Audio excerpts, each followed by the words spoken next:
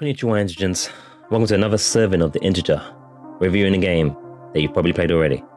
This time on the menu, Brains, or rather, the brains you're trying to protect in Techland's open world parkour zombie fest, Dying Light Enhanced Edition, single player campaign review.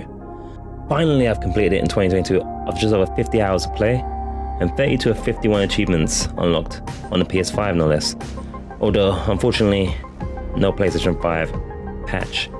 Just in time though for Dying Light 2's February the 4th release, which if you end up finding value in this review, you can return the favour by using our Epic Creator link if you happen to be getting this on PC, in which case, arigato. So what is Dying Light? Well, taken direct from the web, Dying Light is a first-person action survival game set in a post-apocalyptic world overrun by flesh-hungry zombies. What other variety is there?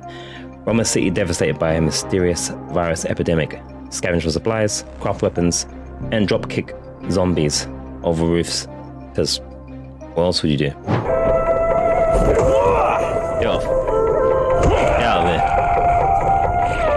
there. As ever, the process with our reviews, we look at what's good, what's bad, and then we leave some things to think about, and then we drop a fat score. Hopefully a fat one anyway. So remember, 5 is average, anything above 5 is above average, 0 means it doesn't even work, 10 just practically means it's 11 by fallen world standards. Right, let's start with the things they are to like about Dying Light Enhanced Edition. First of all, obviously, being up on the zoms and the melee combat. Being on falls is fun in this game. It's basically parkour kung fu, and that's rarely ever gets old. You have solid performances from the characters within the game, especially when it's focused on the main quests or creative quests. There's a very good varied amount of skills in the skill tree to keep you busy, especially if you're the grindy type. The second half of the game, Old Town, is a nice change-up, I felt. It's a smaller area, at least it felt. And by the time you reach that area, you have the mode of transport to get you around quicker, which makes it easier to navigate. You hit more consistent quests in the second half of the game, which usually isn't always the case in games where you find that the second half is more like where you're like, oh, I've had enough. But it turned out the other way around. There is a satisfying looting, foraging, and crafting system. I mean, it's a small thing, but what's cool with this game as well is when you do interact with things, you actually have an animation. There's so many games where you open a chest and the chest just magically opens. And in Dying Light, you open doors, you open chests, you drink things, you eat things. It's a small thing, but it's worth mentioning as a thing to like in the game. There is satisfying one shot, one pop, head pops going on in this game. There's also an awesome and I think fitting John Carpenter style music to backdrop the game. It really fits with the theme, especially if you're a John Carpenter fan. Smooth, dark synths going on. There are some memorable quests and cool location settings in this game as well, and that's especially true with the second half. Nighttime certainly ramps up the tension and presents a new approach and challenge to the gameplay, something that will change things up for you and make you think twice about going out at night. There's also the Beat a Zombie mini mode. I call it a mini mode. It's worth trying if nothing else. It's a nice little thing to have there. And let's not forget the fact that you do have the ability to play this game with up to 4 friends, or strangers I suppose as well. It's still got quite a dedicated following with consistent updates and improvements since over 6 years of launch, which is very impressive and highly applaudable by Techland. You have to give them points for that. There's a lot of things to like in Dying Light. But with the many things that there is to like about Dying Light, I think there's also almost equally amount of things I found I didn't like, and maybe others have as well. I find a lot of travel in this game to be somewhat tedious, especially in the first location, and especially where you don't have that special mode of transport that you can unlock. That doesn't really happen until quite further into the game. Can be a little long in the tooth. I kind of understand why they haven't got fast travel, but I feel there are points in this game where you will wish they existed or there was some form, despite the fact that obviously they're using a kind of Elder Scrolls style use it and improve it system, which means that traveling feeds into your agility skill, and so it makes sense that there's no fast travel.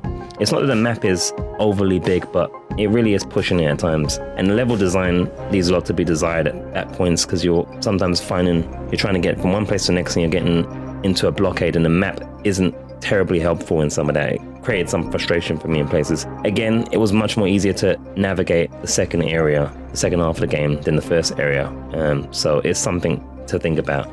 We also have some bloated optional challenges and updates that can make it hard to decipher whether they're worth doing in terms of the main original vision offering, or whether they're just things that they've thrown in as part of the updates, and many updates that they did, many awesome updates, by the way, and I'm not complaining, but it's just sometimes you want to kind of focus on the main quests and side quests, and you've got just a little bit of too much of these optional things that are just kind of getting in the way. Now, I did experience 2 crashes in Old Town during some office clearance quests, radio quests, which was on the PlayStation 5. It was worth mentioning. It's obviously not something you like, but they were, yeah, it was nice to see how the PlayStation 5 handles crashes. Anyway, all the time, it's that. Oh.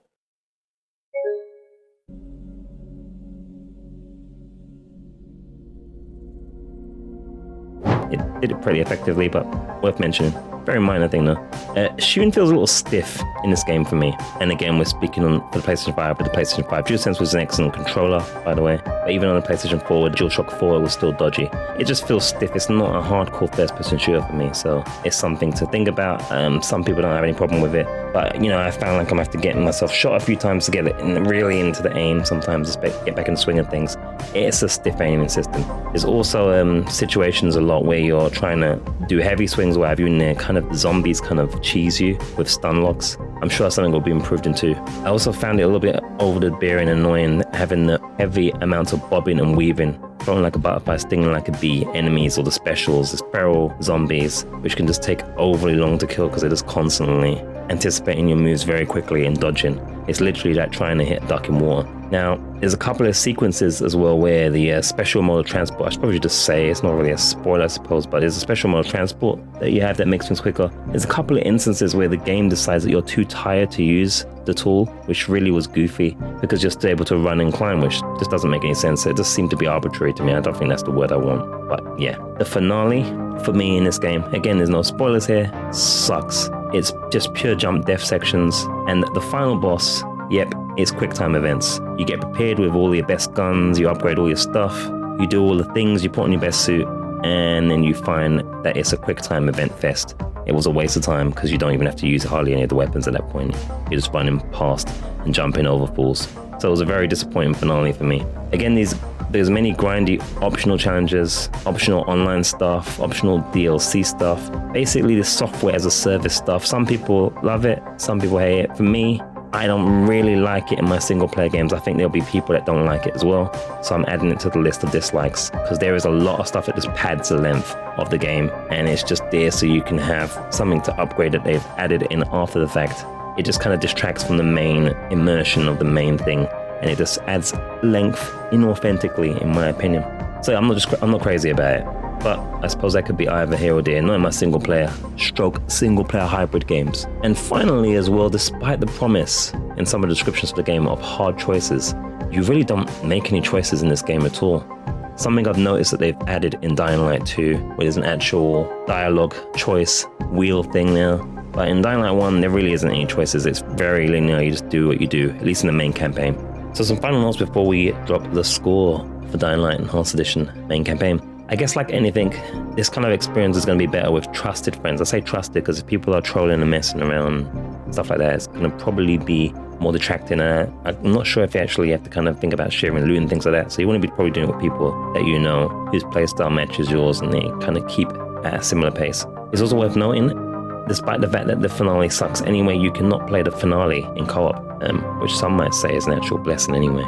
Okay, so with that, it's time to drop a score. For me, there's as much things to like as there is to dislike in this game, so you probably can guess where my score's heading. I think it's fair to say that the score can be bumped up by a whole 1 if you're doing it with friends. As a solo single player experience, there was some great stuff in this game, some very memorable stuff, but also a lot of tedium in the first half and a lot of things that are just kind of distracting from the main experience. So for me, Dying Light Enhanced Edition, main campaign, along with the side quests obviously as well, is a 6.5 out of 10, or 7.5 with friends. Definitely worth playing. Definitely some improvements to their previous efforts, like Dead Island, for instance, much more better gunplay and so forth, and then definitely an evolution. But there's just a lot of distractions and a little bit of issues here and there that make it a little bit tedious to get through in places and in parts, with some of the decisions and some of the things that they add in that can be a little bit annoying. But otherwise, definitely a cool game, cool experience, and some really cool stuff and some really standout quests. It's definitely worth checking out. If you found this review useful, again, check out our epic